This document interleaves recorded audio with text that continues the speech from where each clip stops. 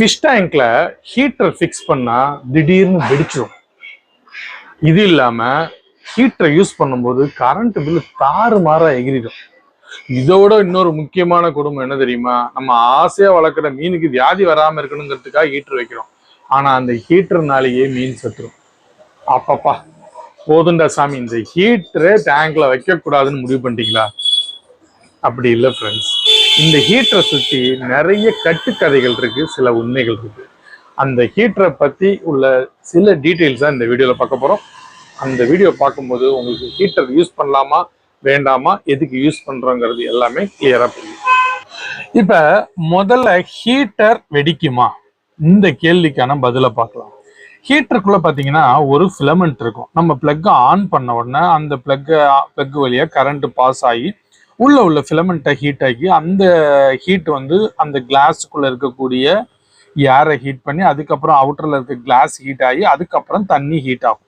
இதுதான் இந்த ஹீட்டர்ல நடக்கக்கூடிய நார்மலான ப்ராசஸ்.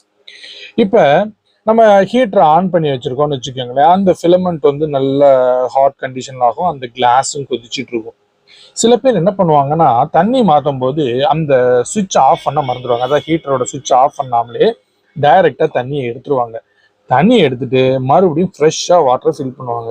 நம்ம தோசைக்கல் பார்த்துருக்கீங்க இல்லையா? தோசைக்கல் நல்லா சூடா இருக்கும் போது அதுல தண்ணி தெளிச்சு அப்படியே ஒரு சவுண்டு கேட்கும். அதே மாதிரி இந்த கிளாஸும் அந்த ஃபிலமெண்ட்டும் வந்து நல்ல ரெட் ஹாட் கண்டிஷன்ல உள்ள இருந்துட்டு இருக்கும்.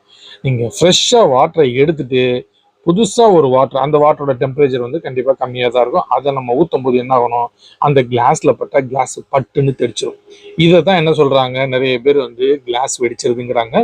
சில சமயம் நம்ம லோ குவாலிட்டி ஹீட்டர் வாங்கும் போது என்ன ஆகும்னா இந்த மாதிரி வெடிக்கிறதுக்கான சான்ஸ் இருக்கு. அந்த கிளாஸோட கெப்பாசிட்டியை பொறுத்து மாறும். மெயினா வந்து இந்த ஹாட் கண்டிஷன்ல சில்லுன்னு வாட்டர் படுறதுனாலதான் ஹீட்டர் வெடிக்குது. இதுதான் வந்து என்ன சொல்றாங்க, ஹீட்டர் வெடிச்சிருதுன்னு சொல்லி நிறைய பேர் ஹீட்டரை யூஸ் பண்ண பயப்படுறாங்க. தண்ணி மாத்திரத்துக்கு முன்னாடி ஹீட்டரை எடுத்து வச்சுட்டு பண்ணாலே இந்த மாதிரி ப்ராப்ளம்லாம் வராம நம்ம என்ன பண்ணிக்கலாம், அவாய்ட் பண்ணிக்கலாம். ஓகேங்களா? அடுத்தது கரண்ட் பில்லு தாறுமாறா வருது. அதாவது நிறைய பேருக்கு வந்து ஹீட்டரை யூஸ் பண்ணோம்னா கரண்ட் பில் அதிகமா வந்துருப்பா அப்படின்னு யூஸ் பண்ணாமலே இருப்பாங்க. அதாவது ஹீட்டருக்குள்ள தெர்மோஸ்டாட் அப்படின்னு ஒண்ணு இருக்கும். அதாவது ஒரு குறிப்பிட்ட டெம்பரேச்சர் வந்ததுக்கு அப்புறம் என்ன ஆயிடும் அப்படின்னா, அந்த ஹீட்டர் ஆஃப் ஆகி மறுபடியும் கொஞ்ச நேரம் கழிச்சு தான் ஹீட்டர் ஆன் ஆகும். கண்டினியூஸா நம்ம ஹீட்டருங்கிறது ஓடிட்டே இருக்காது. அதனால ஹீட்டர் ஓடுறதுனால வந்து அதிகப்படியான கரண்ட்ல கொஞ்சம் கரண்ட் பில் கூட தான் வரும். அதுக்காக வந்து ஓவராலாம் வராது. அதனால தைரியமா ஹீட்டரை வந்து உங்க ஃபிஷ்ஷுக்கு யூஸ் பண்ணும்போது நம்ம நிறைய டிசீஸ் வராம கண்டிப்பா தடுக்க முடியும்.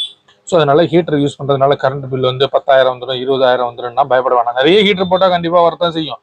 ஒரு ஹீட்டர்லாம் அந்த மாதிரிலாம் வர்றதுக்கான வாய்ப்புகள் இல்லை. அடுத்தது ஹீட்டர்ல ஷாக் அடிச்சு மீன் இறந்து போகும், நம்மளுக்கு ஷாக் அடிக்கும். இது வந்து ஒரு நிறைய பேருக்கு இருக்கக்கூடிய ஒரு சந்தேகம். அதாவது ஹீட்டர்ல பாத்தீங்கன்னா, இந்த ஃபர்ஸ்ட்ல பாத்தீங்கன்னாலே வீடியோல காமிச்சிருப்பேன், அந்த ஃபிலமெண்ட் வச்சிருக்கிற அந்த டாப் போர்ஷன்ல இன்சுலேஷன் பண்ணியிருப்பாங்க.